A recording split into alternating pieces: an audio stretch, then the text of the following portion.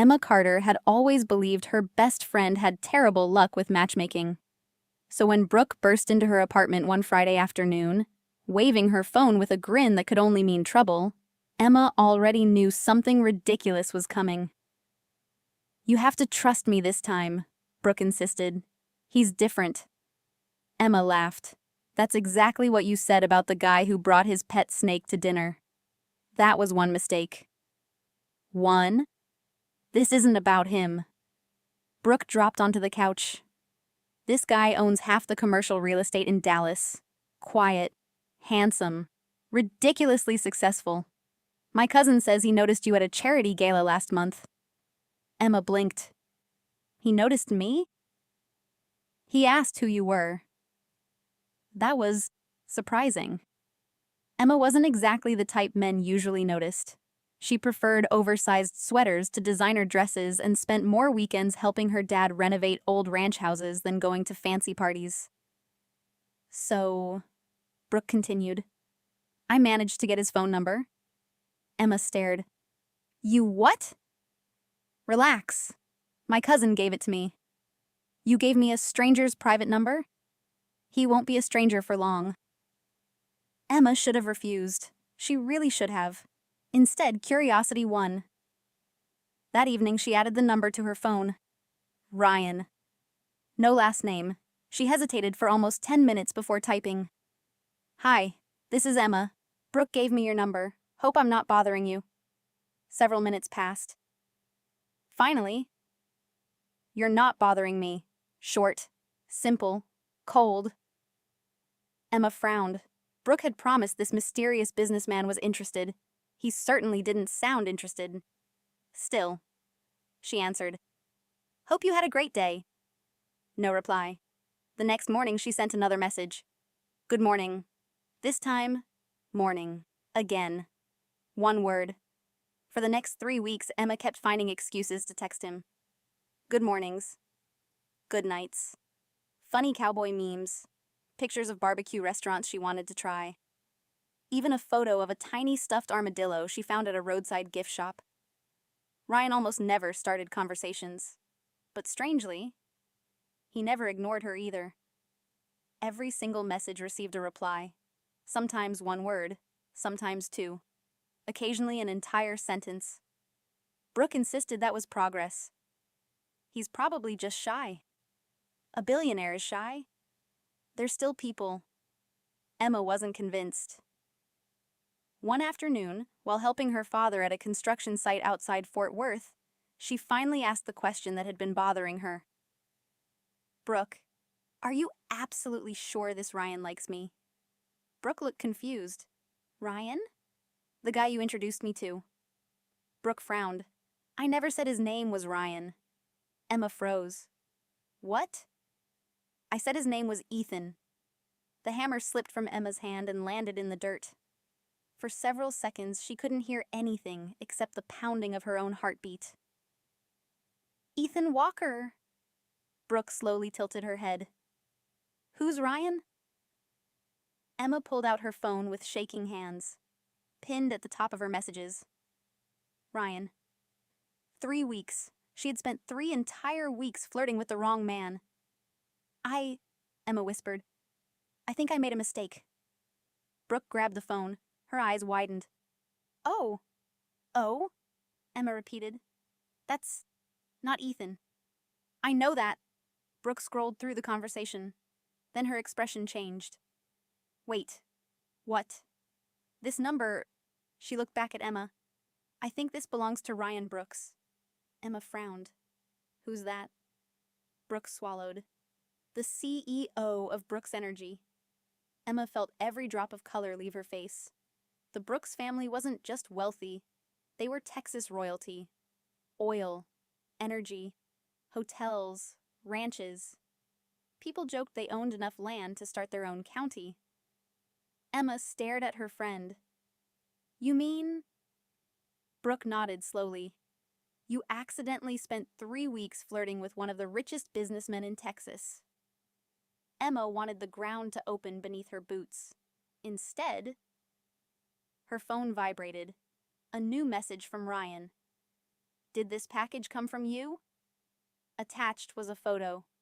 A beautifully wrapped leather gift box. Emma's stomach dropped. Yesterday she'd mailed what she thought was a thoughtful little present. A custom-made leather watch strap engraved with the initials RC. She had planned to surprise the man she believed was Ethan. Instead, she had mailed it to Ryan Brooks. Her fingers trembled as she typed, "I'm so sorry." Almost instantly, "Why?" Emma blinked. She expected anger or confusion. Not, "Why?" She swallowed. "I accidentally sent it to the wrong person." Several long minutes passed. Finally, "I see." Nothing else. No insults, no threats. Just 2 words. Somehow, that made Emma even more nervous. Emma barely slept that night. She replayed every single text she'd sent over the past 3 weeks. Every cheerful, "good morning," every terrible cowboy meme, every joke, every awkward attempt at flirting. The worst one? She had once texted, "I bet you smile every time you see my name pop up." At the time, Ryan had simply replied, "Maybe." She had assumed he was being sarcastic. Now she wasn't sure what to think. The next morning she was making coffee when her father walked into the kitchen. "Dallas today." Emma looked up. "What?" "I need you to deliver some contracts to Brooks Energy." Her mug nearly slipped from her hands. "Brooks Energy?" "Yeah." He nodded casually. "We're bidding on a new development project together." Emma felt the universe laughing at her. "There are 30 people in my company," she muttered. "Why me?" "Because you're already driving into Dallas. I can email them. They need the original documents." Emma searched desperately for another excuse. I don't feel well." Her father raised an eyebrow. "You rebuilt a fence with a sprained ankle." "Good point. So you'll go?" "Sure." Inside, she was already planning her funeral. 2 hours later. The Brooks Energy headquarters rose above downtown Dallas like a fortress of glass and steel. Emma parked across the street and simply stared at the building. This is fine.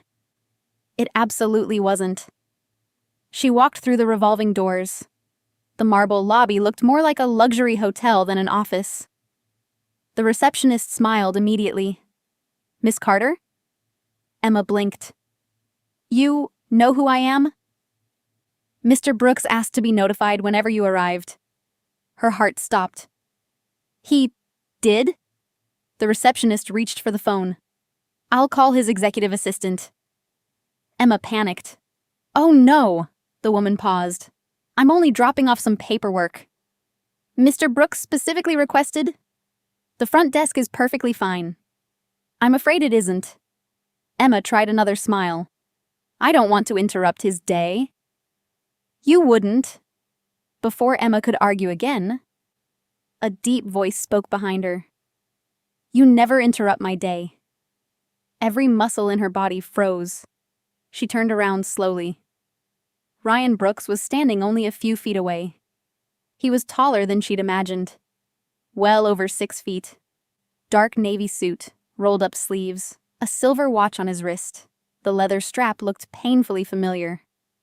Emma recognized it instantly. It was the one she'd sent. He was actually wearing it. "Miss Carter." His voice was calm.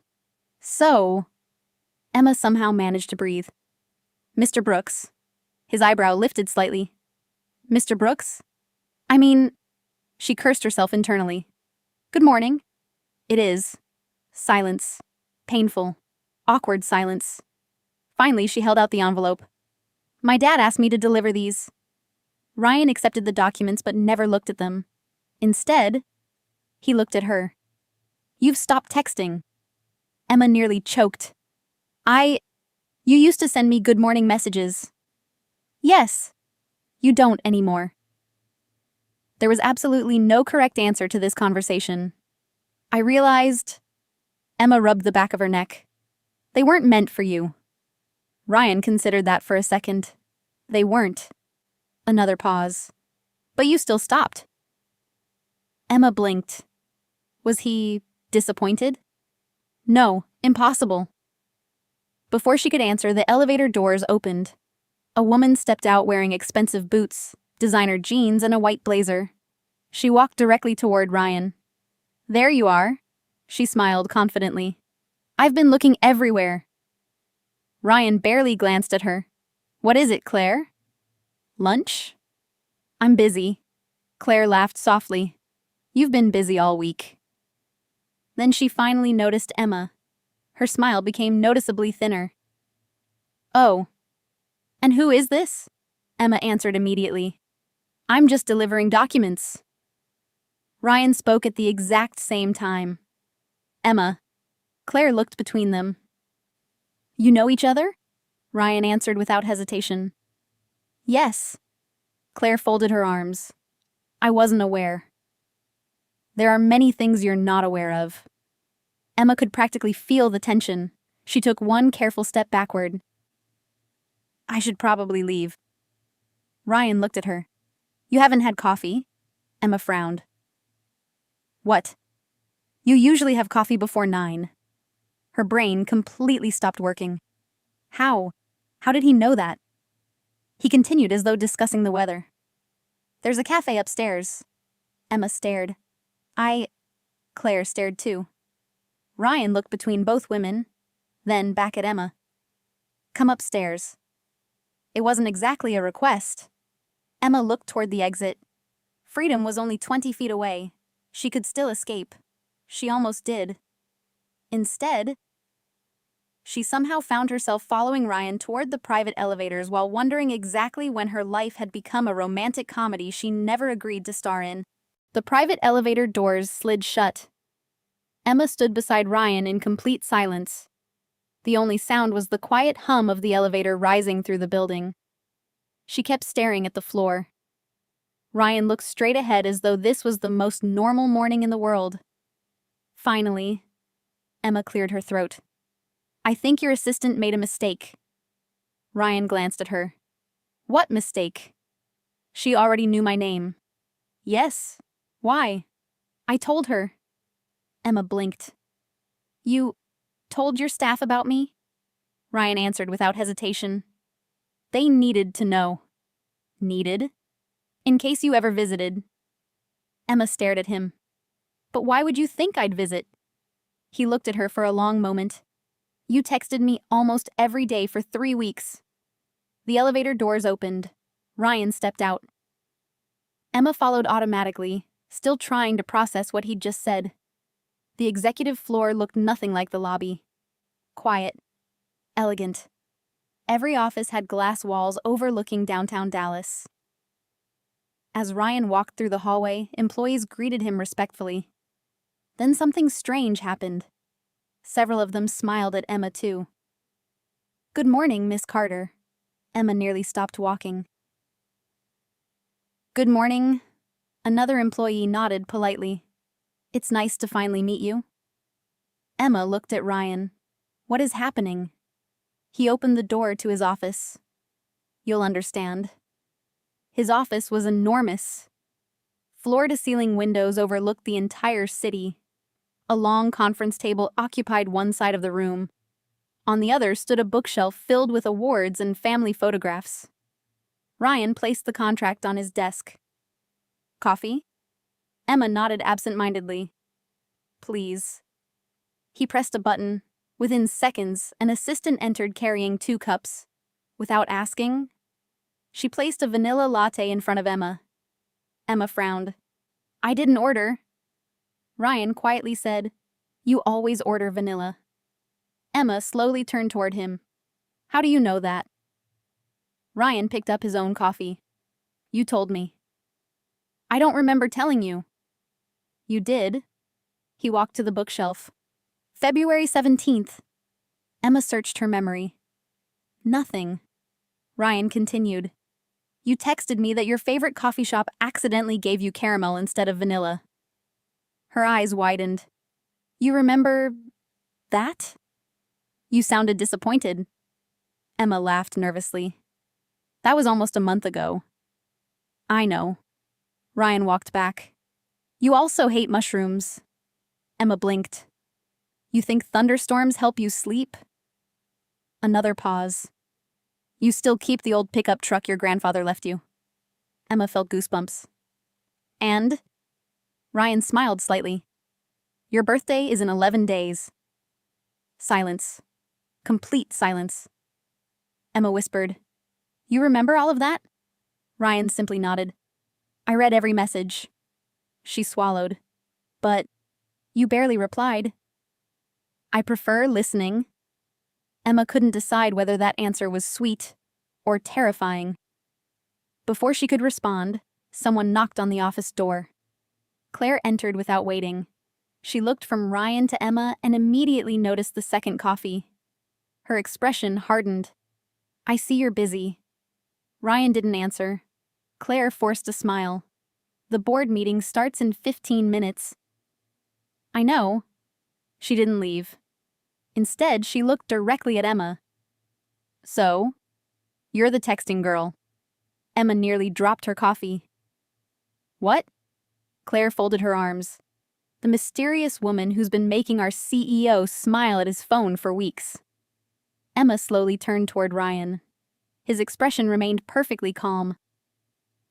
Claire continued, I've worked with Ryan for 4 years. I've never seen him check his phone every morning until your messages started arriving. Ryan finally spoke. Claire. She sighed. What? That's enough. Claire smiled knowingly. Fine. She walked toward the door, but before leaving, she looked back at Emma.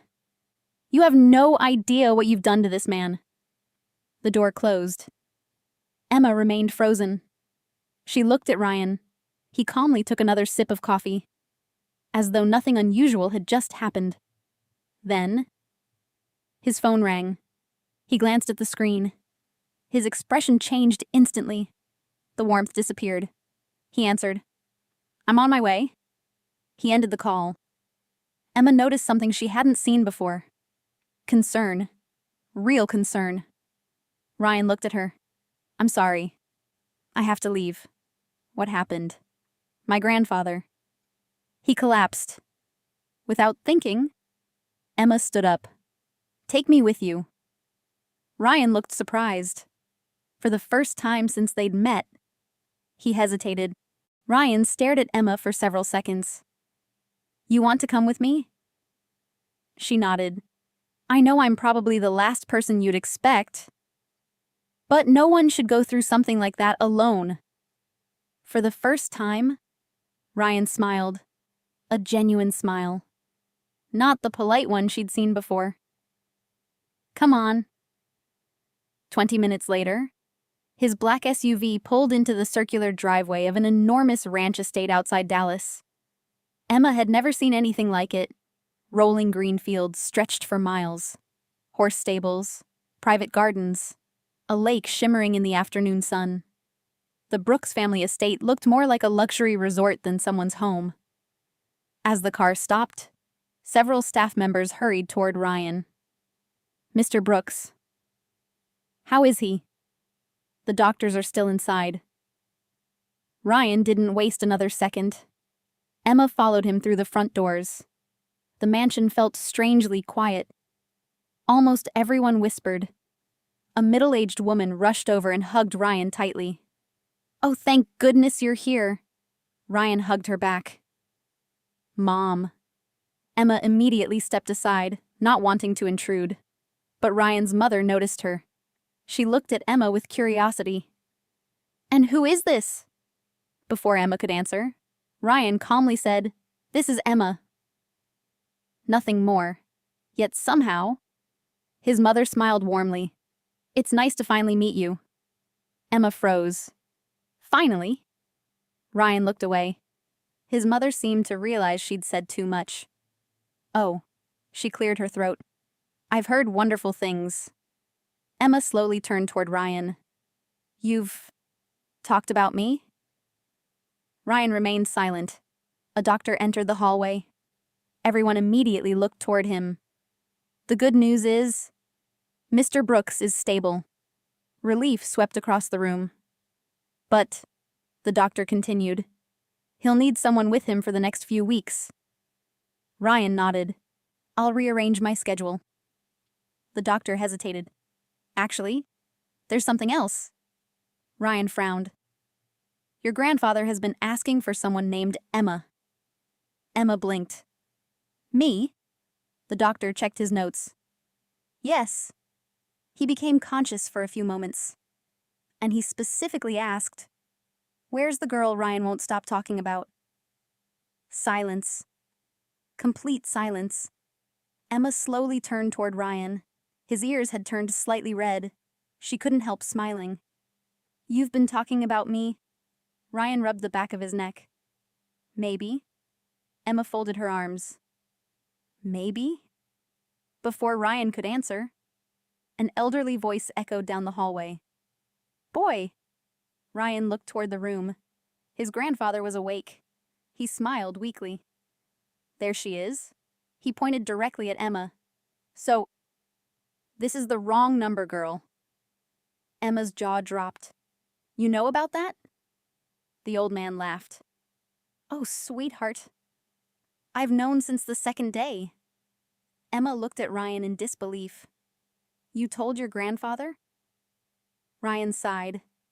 He kept asking why I was smiling at my phone. So, I told him. The old man chuckled. At first I thought she'd disappear once she realized she'd texted the wrong man. He looked kindly at Emma. But every morning, there was another message. He turned back to Ryan. And every morning, you smiled. Ryan looked genuinely embarrassed. His grandfather laughed again. I've watched this stubborn boy ignore women for years. Billionaires, models, socialites. They never impressed him. He pointed at Emma. But one girl sends him cowboy memes. And suddenly he can't stop checking his phone. The room burst into laughter. Even Ryan couldn't hide his smile. Emma felt her cheeks burning. She looked at him. So? You really waited for my messages? Ryan met her eyes. Every morning. And when they stopped, I noticed. Emma looked down at her hands. I thought you didn't like talking. Ryan stepped closer. I don't. A small pause. I just like talking to you. Before Emma could answer, Ryan's grandfather clapped his hands. Good. Now that we've settled that, when are you two going on your first real date? Emma nearly choked. Ryan closed his eyes for a brief second. His grandfather grinned. What? You've already accidentally dated through text for 3 weeks. I'd say it's about time you did it in person. Emma couldn't stop laughing. She looked at Ryan. So, is that an invitation? Ryan smiled. This time, there was no hesitation. No. Emma blinked. Ryan's lips curved into a playful grin. It's a promise. End of part 4. Emma laughed. So, when? Ryan looked at her for a moment. Tonight. Emma blinked. Tonight? My grandfather doesn't believe in waiting. The old man grinned from his hospital bed. Smart man. Ryan sighed. He's impossible. I've been told. The room filled with quiet laughter. An hour later, Emma stepped outside to give Ryan's family some privacy. The Texas sunset painted the sky in shades of orange and pink. She stood near the porch, staring across the endless fields. She still couldn't believe how much had happened in one day. 3 weeks ago, she'd accidentally texted the wrong man. Now, she was standing on his family ranch. You look overwhelmed. Ryan had quietly walked onto the porch. Emma smiled. A little. He leaned against the wooden railing beside her. I owe you an apology. She looked at him. For what? I knew after the first message. Emma frowned. Knew what? That you had the wrong number. Her eyes widened. You knew? Ryan nodded. The first message mentioned Brooke. I don't know anyone named Brooke. Emma stared at him. Then why didn't you tell me? Ryan smiled faintly. I was going to. But then, you sent another message. And another. You made me laugh. Emma folded her arms. So you just let me embarrass myself? I wouldn't call it embarrassing.